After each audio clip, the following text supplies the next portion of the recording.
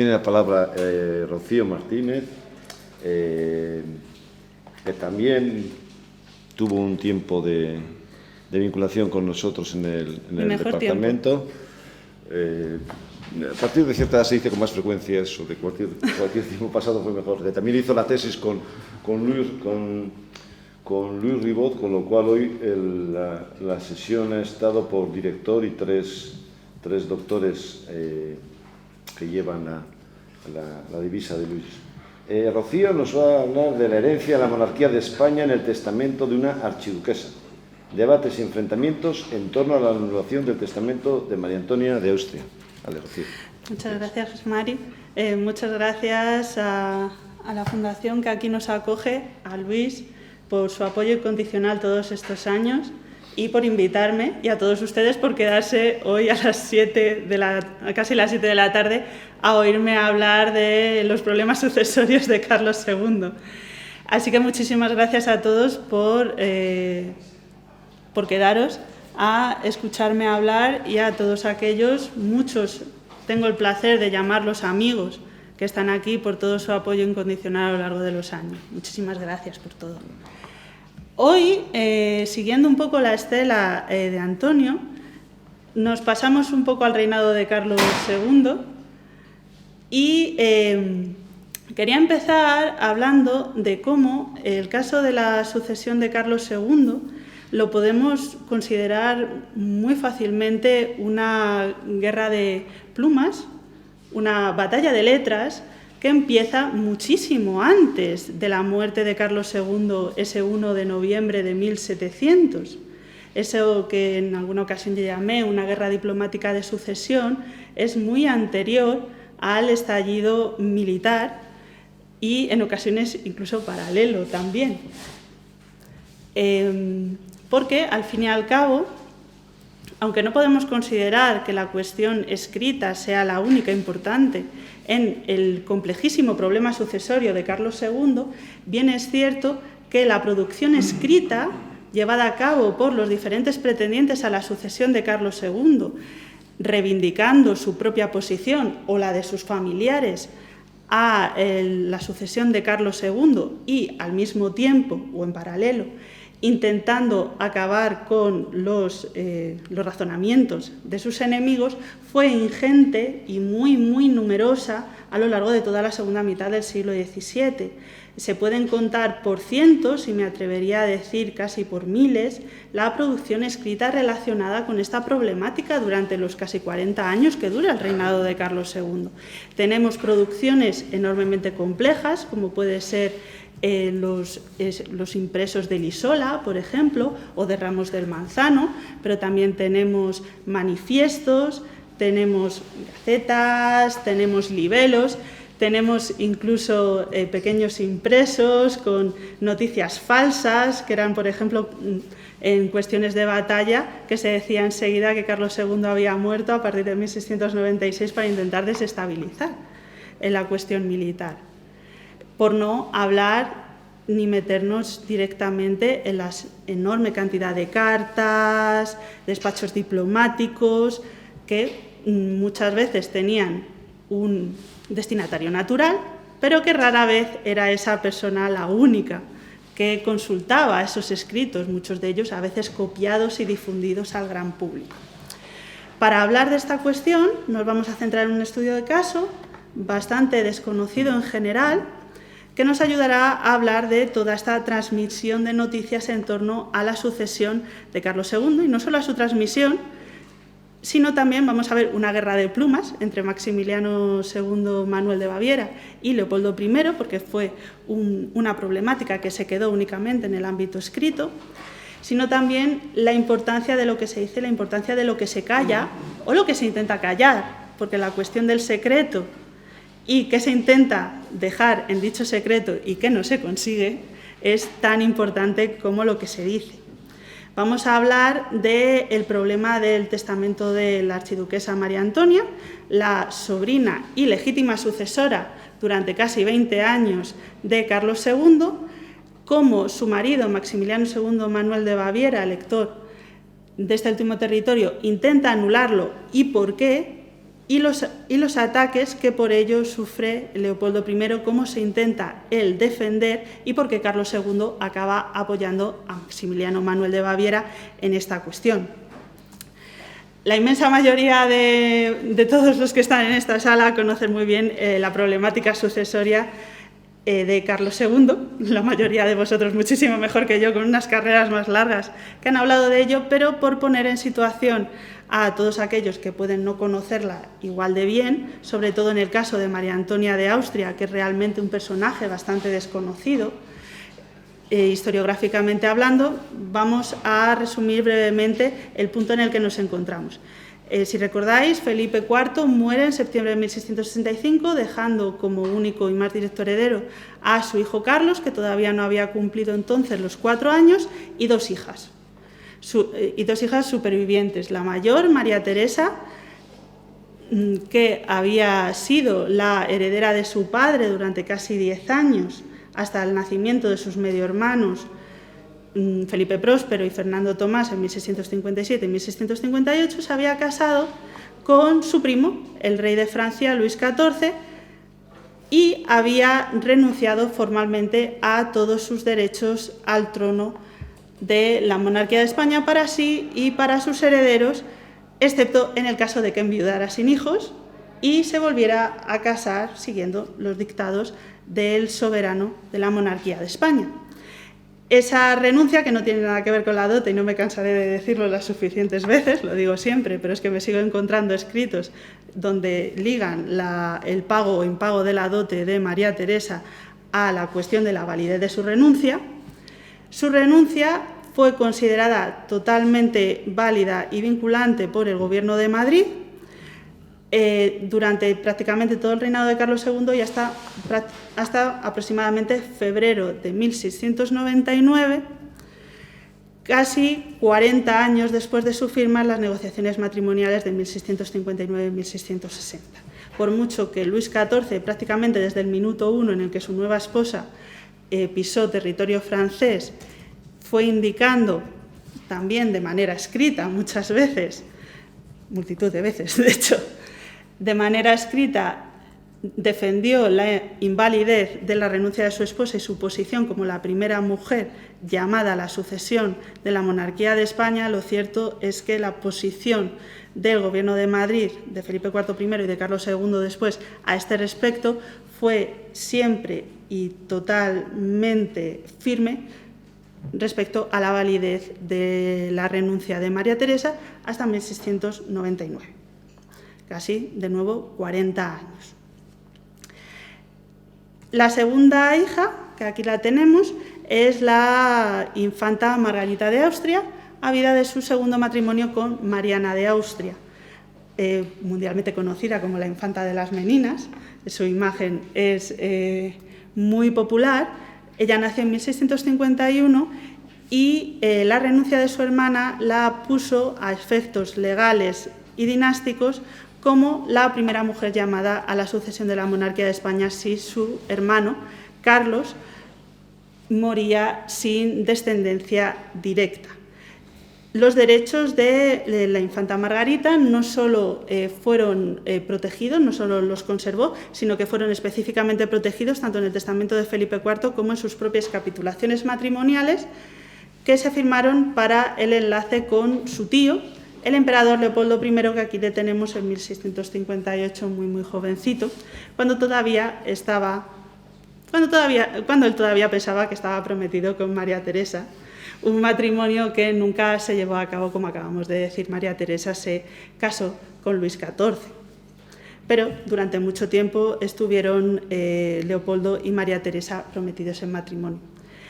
El matrimonio entre Leopoldo y Margarita se formaliza en diciembre de 1666, cuando ella llega a Viena, y duraría hasta marzo de 1673, que fue cuando ella murió a los 21 años. De este matrimonio solo sobreviviría una hija, que va a ser una de las protagonistas de nuestra intervención de hoy, que es la archiduquesa María Antonia de Austria, que aquí vemos con su madre en un retrato doble, que fue también la inspiración de este precioso retrato mural que es del de la familia de Leopoldo I adorando a San Pedro de Alcántara, que está en la iglesia de los franciscanos de Viena. Siento que la calidad no sea muy buena, pero no existe, no está digitalizado. Esa la hice yo y he de reconocer que me salté ciertos lazos de la iglesia para poder hacerla, porque estaba en un altar un tanto recóndito. Esta archiduquesa será la receptora de todos los derechos que tuvo su madre a la sucesión de la monarquía de España, algo que el gobierno de Carlos II siempre defendió diplomática, legal y políticamente. El gobierno de Carlos II no estaba especialmente interesado en hacer declamaciones públicas en este sentido, ya nunca fue nombrada, por ejemplo, princesa de Asturias. El gobierno de Carlos II tenía la esperanza de que Carlos II sobreviviese, tuviese hijos propios que alejasen el fantasma de la problemática dinástica, por un lado, y por otro tampoco tenía especial interés, digamos, en tirar piedras al avispero que era la relación diplomática con Francia. Entonces, en la correspondencia diplomática solo encontramos a María Antonia realmente defendida como heredera cuando la situación así lo requirió, pero lo encontramos con cierta asiduidad. Ella va a ser la heredera de la monarquía de España durante casi 20 años, desde que se muere su madre en 1673 hasta que ella fallece en la Nochebuena de 1692. Ella va a ser casada con el elector de Baviera Maximiliano Manuel.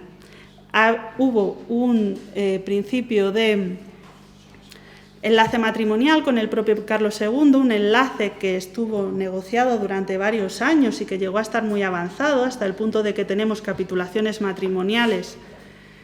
firmadas para dicho enlace, y este se anunció a las diferentes casas reales y soberanos del resto de Europa, que se tuvieron que desdecir públicamente cuando el enlace finalmente no se llevó a cabo, pero posteriormente a esa cuestión, cuando Carlos II finalmente se casa con María Luisa de Orleans, el control que tiene Leopoldo I sobre la figura y el cuerpo de la heredera de la monarquía de España es enormemente profundo, hasta el punto de que Carlos II se va a quejar al emperador de que sus embajadores y sus enviados no pueden acceder a hablar con la heredera de la monarquía de España. Y el matrimonio de nuevo, es que no lo puedo remarcar lo suficiente, la heredera de la monarquía de España se negocia sin el apoyo de Carlos II, sin contar con su punto de vista y sin contar con los intereses de la monarquía de España. El matrimonio con Maximiliano Manuel de Baviera obedece única y exclusivamente a intereses relacionados con el emperador Leopoldo I en ese momento, única y exclusivamente. Carlos II pues no la estaba casando en Francia, no la estaba casando con un gran enemigo, pero no estaba especialmente interesado en un matrimonio con Baviera. Y Leopoldo I solo le va a informar del hecho cuando el matrimonio con Maximiliano ya está negociado. Básicamente Leopoldo se lo transmite a tiro hecho, ya está todo negociado. Y, de hecho, las negociaciones del matrimonio son bastante complejas. En un contexto de guerra, este matrimonio se negocia especialmente en 1684-1685. Recordemos que el asedio de Viena tiene lugar en 1683.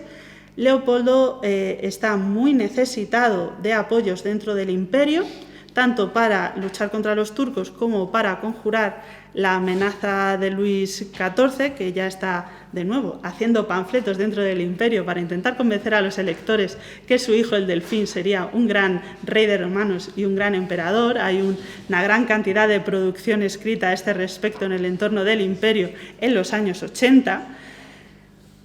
Entonces, Leopoldo ve la oportunidad de pactar con Baviera a partir de 1679, cuando muere Fernando María, el padre de Maximiliano Manuel, que era un gran aliado de Luis XIV y cuya alianza nunca había podido romper, hasta el punto de que la hija mayor de Fernando María, María Ana, va a ser la esposa del Delfín, es la madre del que luego sería Felipe V. Felipe V es el sobrino del Maximiliano Manuel del que estamos hablando, y tienen incluso una alianza secreta sobre qué iba a pasar, cómo lo iban a hacer, si finalmente tanto Carlos II como Leopoldo I morían sin hijos, de forma que Fernando María ayudase a Luis XIV a quedarse con la totalidad de la monarquía de España, y Luis XIV ayudaría a Fernando María a quedarse con los territorios austriacos y hacerse con la corona imperial. Hasta tal punto la alianza era estrecha y ya se estaba hablando con cuestiones diplomáticas de ciertos acuerdos entre príncipes imperiales, dependiendo de qué pasaría si Leopoldo I, que tiene una crisis sucesoria importante que dura casi 20 años, moría sin hijos, o si Carlos II también lo hacía. Recordemos que Carlos, durante mucho tiempo, va a ser el heredero directo de Leopoldo. Nosotros tendemos a analizar a Carlos II como persona potencialmente a heredar, y nos olvidamos muchas veces de que durante grandes estadios de su vida él fue potencial heredero de otras personas, en particular de su tío, Leopoldo I, que desde 1657, que él es proclamado emperador, hasta el nacimiento de su hijo José I en 1678, no tiene una sucesión asegurada. Y es especialmente problemático a partir de 1665, cuando se empiezan a morir varones de la Casa Habsburgo casi en sucesión. Se mueren los dos archiduques del Tirol que quedaban, se muere Carlos José, que es el hermano de Leopoldo, el único hermano varón que le quedaba, y se muere Felipe IV, quedando solo Leopoldo y Carlos. Entonces, Leopoldo como el mayor, al fin y al cabo Leopoldo era el senior. Y Carlos se convierte en el heredero, dicho por Leopoldo I, de todos los territorios de los Habsburgo en Centro Europa, eso en 20 años, teniendo en cuenta el punto de vista de la compleja unidad política que era, unidad o desunidad política, la compleja desunidad política que es el Sacro Imperio Romano Germánico, era un problema muy importante para Leopoldo I y sus relaciones internas con el imperio. Entonces él necesitaba mucho esta alianza. ¿Qué pasa? Maximiliano II Manuel, que es un político muy astuto, él sabe perfectamente que casarse con la heredera de la monarquía de España es una gran baza para él, pero también sabe perfectamente que él no puede ir en contra de Leopoldo I y de Luis XIV, al menos en ese momento tan temprano. Entonces lo que negocian es que María Antonia iba a renunciar, como por otra parte lo hacían todas las archiduquesas, a todos sus derechos a la herencia tanto de Leopoldo como de Carlos II que le pudieran pertenecer, y como compensación, que eso era algo muy habitual por otra parte entre los Habsburgo austriacos, no era raro la repartición de territorios en este momento, que se siguió haciendo hasta la pragmática sanción de 1713, de hecho, que fue la primera que lo prohibía, le daría un territorio. ¿Qué dice Maximiliano Manuel? Dame uno de los tuyos. En particular me gustaría mucho toda la zona de la Alta Austria y del Tirol, y me lo das ahora. ¿Qué le dice Leopoldo? No, porque si Carlos II no muere o no me deja heredero, yo no voy a perder mis territorios para dártelos a ti. Puedes elegir entre los Países Bajos, Nápoles, Sicilia o Milán. Maximiliano elige los Países Bajos, que son los más cercanos a sus territorios patrimoniales, y Leopoldo lo que hace es prometerle que intentaría convencer a Carlos II de que se los diese a la pareja en el mismo formato que Isabel Clara Eugenia y el archiduque Alberto lo tuvieron, es decir, como soberanos con ciertos enlaces con la monarquía de España, y que si él hereda se los dará en soberanía total. En lo que podemos considerar, y aquí yo tiro guante para luego, una repartición de la monarquía de España que podemos estudiar como tal con los 3 grandes tratados de repartición, porque realmente lo que Leopoldo hace a espaldas de Carlos II desgaja un territorio. No desgaja la totalidad de la monarquía, pero sí separa un territorio. Maximiliano Manuel y María Antonia se casan en 1685, son un matrimonio que decir que se llevan fatal es quedarse corto. Eran uno de los pocos matrimonios políticos de la Edad Moderna que se conocían ya antes del matrimonio, porque ella, como archiduquesa primogénita, tenía una ciertas responsabilidades que hacer en Viena, y los electores pasan mucho por Viena a visitar al emperador, a hablar de política, entonces ya se conocían y se odiaban ya. Ámbito de política eso no importaba. Pero sí que va a tener un desarrollo fundamental en la problemática que vamos a ver. Llegamos a 1692, Maximiliano Manuel ya ha sido nombrado gobernador de los Países Bajos, no porque Carlos II hubiera aceptado, que nunca aceptó, la renuncia de María Antonia, sino por otros condicionantes que podemos detallar en las preguntas, pero ahora no. Y María Antonia está embarazada de su tercer hijo. Ellos están en Viena, María Antonia quiere quedarse en Viena, Maximiliano Manuel quiere que se vaya a Múnich a dar a luz al que puede ser su heredero en sus territorios patrimoniales. ¿Qué pasa? Que María Antonia se niega a ir y lo que tiene es un proyecto de separarse formalmente, no legalmente, no divorcio, pero sí formalmente, de Maximiliano y nunca volver a Múnich. Ella es muy consciente de que sus principales redes de importancia están en Viena, tiene muy buena relación con su padre, con sus hermanos, con su madrastra, Eleonora Magdalena de Neuburgo, y tiene una relación muy mala con Maximiliano, hasta el punto de que no le deja tener su propia casa, no puede elegir su propia casa, no puede elegir sus propios sirvientes y no tiene la influencia política que sí tiene en Viena. Entonces ella quiere quedarse. Leopoldo Media dice que la deje bajo su cuidado hasta el momento del parto y luego ya hablarían, mientras sabemos por correspondencia que María Antonia ya está con su padre organizando esta cuestión de quedarse para siempre en Viena y nunca volver a Múnich o tampoco ir a Bruselas bajo el control directo de su marido. ¿Qué pasa? Que la muerte le sorprende antes de que pueda hacer nada de eso y se queda tan solo en proyecto. José Fernando, el que sería José Fernando de Baviera, nace en octubre, 28 de octubre de 1692 y ella fallece varias semanas después, el 24 de diciembre de ese mismo año. ¿Qué va a pasar con su testamento? ¿Por qué ese testamento es tan importante para nosotros? Es un documento interesantísimo por la forma en la que está hecho, por la forma en la que se difunde y por el vocabulario que utiliza. Porque aquí podéis ver una copia en latín que está en el Gemeines Archiv de Múnich, pero donde también está el original en alemán, y luego tenemos una copia en castellano y otra en latín en el archivo Jarrah, que es el que el embajador de Leopoldo I en Madrid le va a enseñar a Carlos II. ¿Qué pasa? Que en el que escribe, el que tiene Jarrah, hay omisiones de cosas que Leopoldo no quería que Carlos II supiera, aunque ya sabía, en particular la cuestión del acuerdo con los Países Bajos, que se omite en el documento que tenemos en el archivo de Jarrah. Entonces también tenemos que ver esta cuestión de los silencios, de la que tanto hablábamos, de los secretos, que ya no eran tales porque Carlos II era muy consciente, pero Leopoldo no quería especialmente decirle todas las veces, no, sí, he repartido tus territorios sin decirte nada y sin tu autorización. ¿Me puedes reafirmar la renuncia de mi hija, tu heredera? Obviamente, diplomáticamente no era la mejor opción. Entonces, cuando tratan la cuestión, lo que hacen es modificar la copia que podemos ver en el archivo de Jarrah. Entonces, ¿qué es lo que dice María Antonia? María Antonia dice varias cosas, nos interesan en particular tres. La primera de ellas, ella ratifica la renuncia a todos los derechos que tenía, que podían corresponderle para la sucesión de la monarquía de España, a excepción de los Países Bajos, cuyos derechos deja a su hijo José Fernando, pero lo demás lo ratifica tal y como había hecho en el momento de su boda. Eso, punto número uno. Punto número dos,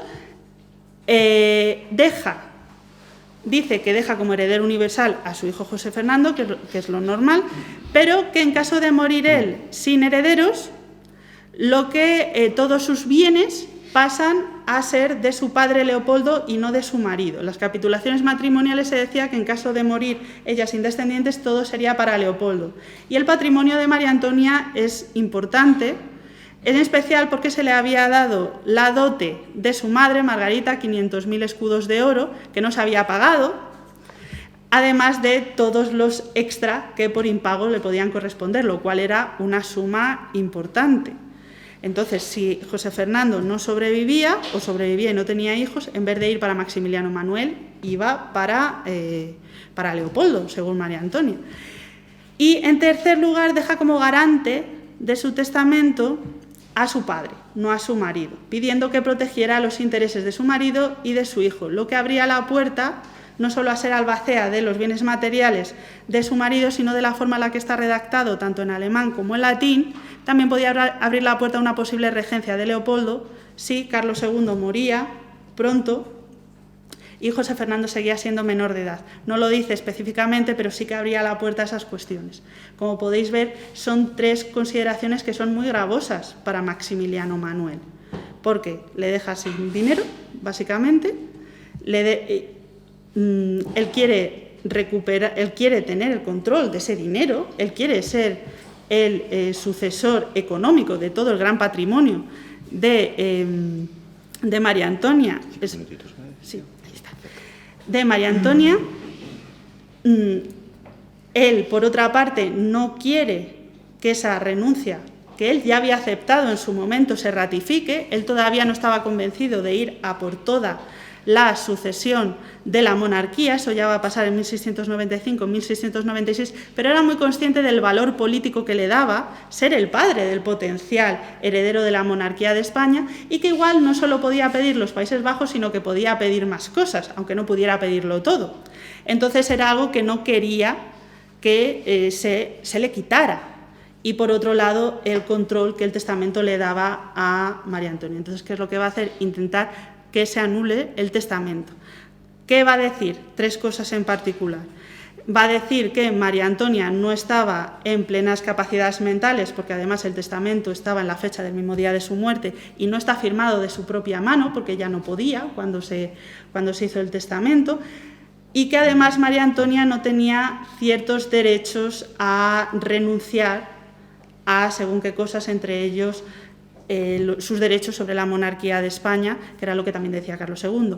Por otro lado, echaba tierra sobre Leopoldo I, le acusaba de haber manipulado a su hija moribunda, lo cual, para el honor y la honra, siendo estas acusaciones públicas, para el honor y la honra de Leopoldo I son importantes, son muy gravosas esas acusaciones. También que se había extralimitado, porque al fin y al cabo él es el receptor, el beneficiario de parte del testamento y que él no podía ser parte implicada si era beneficiario. Y, en tercer lugar, que se arrogaba funciones como emperador que no le correspondían, y ahí ya unimos a ese difícil equilibrio en el Sacro Imperio Romano Germánico entre la independencia de los príncipes alemanes y en especial de los príncipes electores y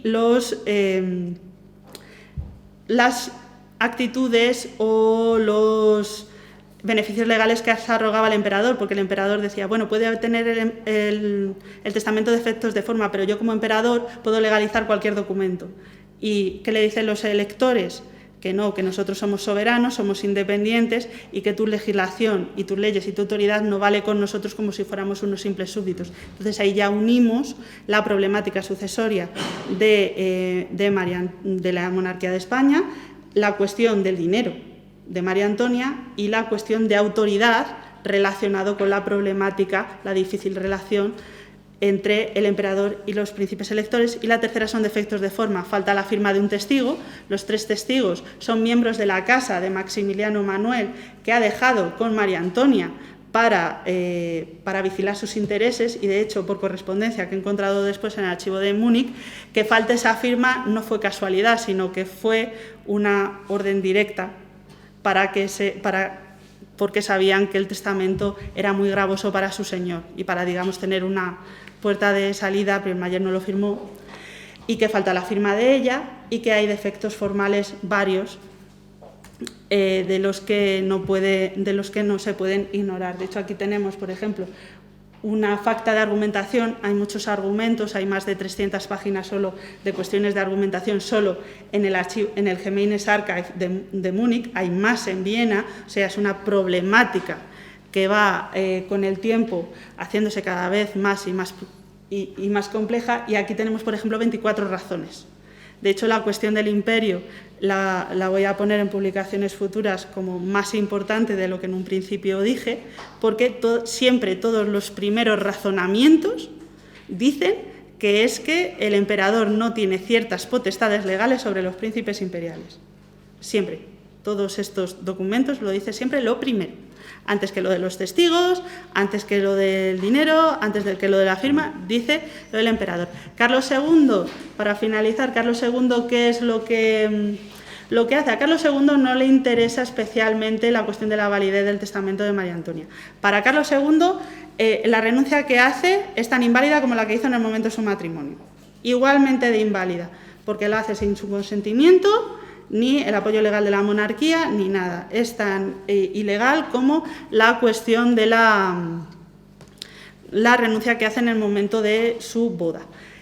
Lo que hubiera preferido es que Leopoldo y Maximiliano no se hubieran metido en una contienda escrita pública, porque eso le obligaba a él a tomar partido. Era lo que no quería. La correspondencia lo que nos dice es, bueno, intentar resolverlo un poco bajo cuerda. No lo hacen, entonces él tiene que tomar partido, y él toma partido por Maximiliano Manuel, porque es el que defiende su posición hereditaria. Y de hecho, cuando muere José Fernando de Baviera, la cuestión de la dote, que se le reclama a Carlos II primero y a Felipe V después, dependiendo del contexto diplomático, se le va dando a uno o a otro. Primero a Maximiliano Manuel, cuando muere José Fernando se le dice que se le va a pagar a Leopoldo. Con la guerra de sucesión, como Maximiliano Manuel es un aliado de Felipe V, dice en los acuerdos te vamos a pagar esto. Luego, en 1725, con el Tratado de Viena, se le da otra vez esa potestad a Carlos VI, y yo he rastreado esta problemática hasta inicios del siglo XIX, lo que no quiere decir que pase aquí. Yo supongo que un día Alemania nos dará un telefonazo aquí a España y dice que he encontrado unos papeles de cierta dote que tenéis que pagarme, que nunca me han pagado ustedes, y que si podemos hablar de eso y de los intereses. Entonces, para finalizar, y muchas gracias por su atención, este es un estudio de caso que nos hace ver la importancia tanto de la batalla escrita en el contexto de la sucesión de Carlos II, la importancia de lo que se dice, de cómo se dice y de lo que se intenta ocultar en el complejo ámbito diplomático de la segunda mitad del siglo XVII. Muchas gracias.